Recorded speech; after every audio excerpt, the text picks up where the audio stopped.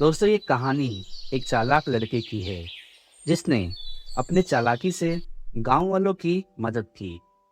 तो आइए जानते हैं कैसे उस चालाक लड़के ने अपने गांव वालों की मदद की। एक गांव में रमेश नाम का एक सरपंच था जो बहुत ही ज्यादा कंजूस और स्वार्थी था। वो गांव में कभी भी कुछ अच्छा नहीं करता था, हमेशा अपने फायदे के बारे में सोचता रहता था। एक बार की बात है, गांव में पूरा सूखा पड़ गया था, जिसके कारण गांव के लोगों को पीने का पानी का तकलीफ होने लगा। गांव के लोगों ने सोचा कि अगर ऐसे ही रहा तो बहुत तकलीफ होगा घर के लोगों को और बच्चों को। गांव के लोग बहुत उदास हो गए और फिर उन्होंने आपस में बात किया और सोचा कि क्यों ना सरपंच जी से मदद लिया जाए। फिर वो सारे गांव वाले सरपंच जी के पास जाते हैं और अपनी बात बताते हैं। कहते हैं, सरपंच जी, बारिश नहीं होने के कारण पानी का बहुत तकलीफ हो रहा है। अगर आप चाहेंगे तो हमारी मदद कर सकते हैं। सरपंच जी तुरंत बोलते हैं कि मैं क्या करूं? यह तुम सबकी तकलीफ है, तुम लोग देख लो। इतना कहकर सरपंच जी वहां से चले जाते हैं। गांव के लोग बहुत उदास हो जाते हैं और वहां से चले जाते हैं और फिर आपस में बात करते हैं कि क्यों ना कुछ दिनों के लिए, जब तक बारिश नहीं होता तब तक पास के गांव से पानी लाया जाए और अपनी परेशानी कम करें। गांव के लोग आपस में बात करते हैं और सब राजी हो जाते हैं। गांव के सभी पास के गांव में जाकर वहां के सरपंच से बात करते हैं। सरपंच जी, हमें पानी की बहुत परेशानी हो रही है। क्या आप हमें अपने गांव से पानी ले जाने देंगे? सरपंच जी ने देखा कि लोग बहुत परेशान हैं और बहुत दुखी हैं। वो उन सबकी तकलीफ देखकर मान गया और कहा कि मुझे तुम लोगों की तकलीफ समझ रहा है और मैं तुम सबकी मदद करना चाहता हूँ। तुम लोग मेरे गांव से पानी लेके जा सकते हो। तो गांव के लोग बहुत खुश हो गए। गांव के लोगों को पानी लेकर जाने का जो उन्होंने सरपंच जी ने आज्ञा दिया, वो सुनकर वो बहुत खुश हो गए। और उसके बाद गांव के लोग पास के गांव से पानी ले जाकर अपने घर और अपने बच्चों को देते थे और उनसे उनकी जिंदगी चलती थी। लेकिन कुछ दिन बाद दूसरे गांव के लोगों ने इस पर रोक लगा दी।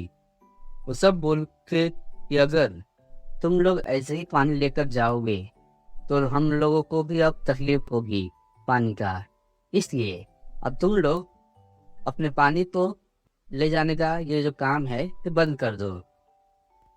गांव वाले सुनकर बहुत उदास हो गए और फिर से वो चिंतित हो गए कि अब हम क्या करेंगे। फिर से एक बार गांव के लोगों की परेशानी बढ़ गई और वापस आ गई। वो सब आपस में बात करने लगे। अब क्या करें? अब कैसे पानी का इंतजाम होगा? तभी एक गांव का सदस्य कहता है, क्यों ना हम गांव में एक तालाब बनाएं, जिससे हमारे पानी का तकलीफ खत्म हो जाएगा।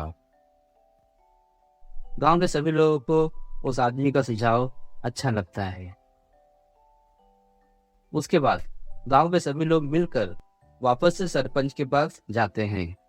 सरपंच से निवेदन करते हैं कि गांव में एक तालाब खुदवा दीजिए सरपंच जी, ताकि गांव के लोगों की पानी की परेशानी खत्म हो जाए और उनका जीवन अच्छे से चले। इस बात पर सरपंच जी ने सोचा और कहा कि तालाब खुदवाने के लिए बहुत पैसा लगता है और मेरे पास इतना पैसा नहीं है मेरे खाते में, जो सरकार से मिलता है गांव के काम के लिए। गांव के लोग फिर से उदास हो गए और वहां से चले जाते हैं। फिर से गांव वालों की चिंता बढ़ गई।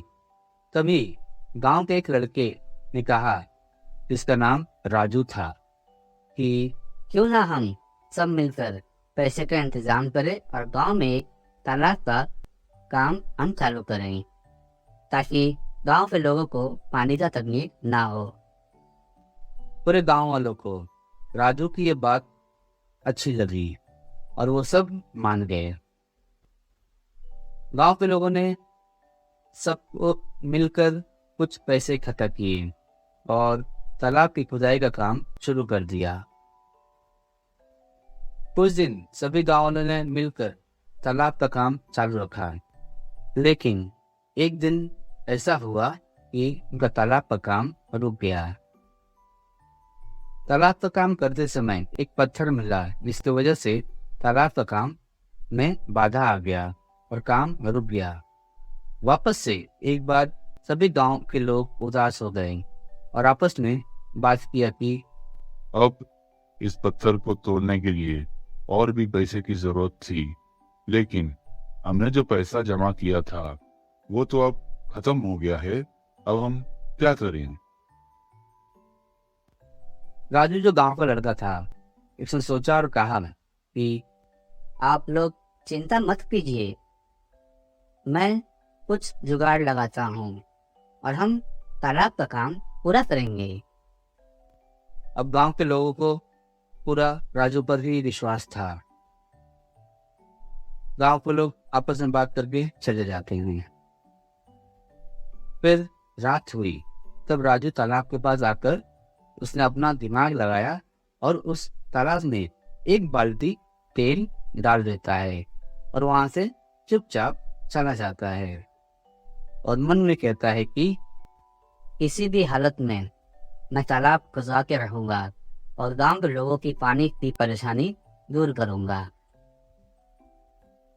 सुबह होती है और गांव के लोग तालाब के पास जाते हैं। तभी एक आदमी कहता है, अरे भाई, हमारे तालाब में ये तेल कहाँ से आ गया? और सब सोच में पड़ जाते हैं। तालाब से तेल निकल रहा है, यह बात पूरे गांव में सबको पता लग गया। उतने में एक आदमी सरपंच से कहता है, सरपंच जी, जो तालाब हमारे गांव में लोग खुदवा रहे हैं उसमें से तेल निकल रहा है। ऐसा लगता है कि तालाब की जगह में बहुत तेल है।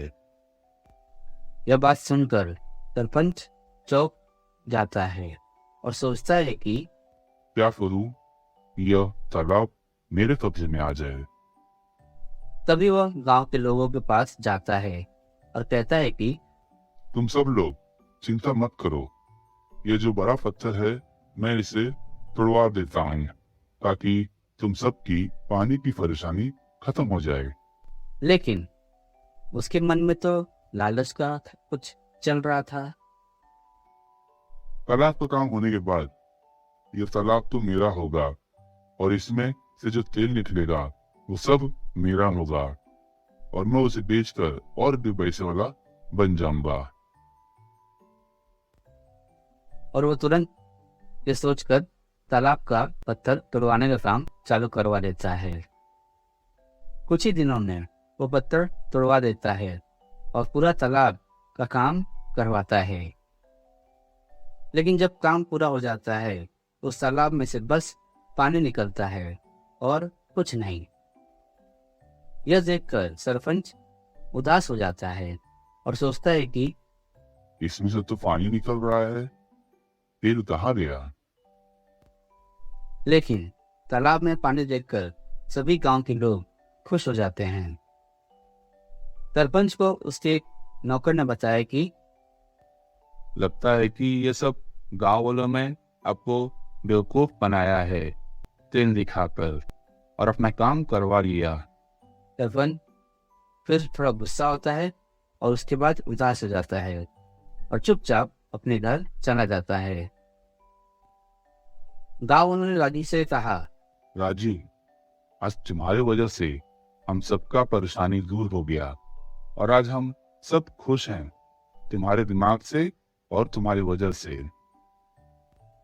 तो दोस्तों, यह था चालाक राजू की कहानी, जिसकी चालाकी से सभी गांव वालों का समस्या दूर हो गया और गांव के लोग ने इसे आशीर्वाद दिया। इस कहानी से हमें यह सीख मिलती है कि लालच तो हमें कभी करना नहीं चाहिए। अगर लालच अपने लिए है वो कभी ना कभी हमें नुकसान जरूर पहुंचाता है। अगर कुछ करना है तो लोगों के लिए करिए, समाज के लिए तो करिए। इससे आपकी जो खुशी होती है वो दुगुना बढ़ जाती है और आपके जीवन में तरक्की होती है।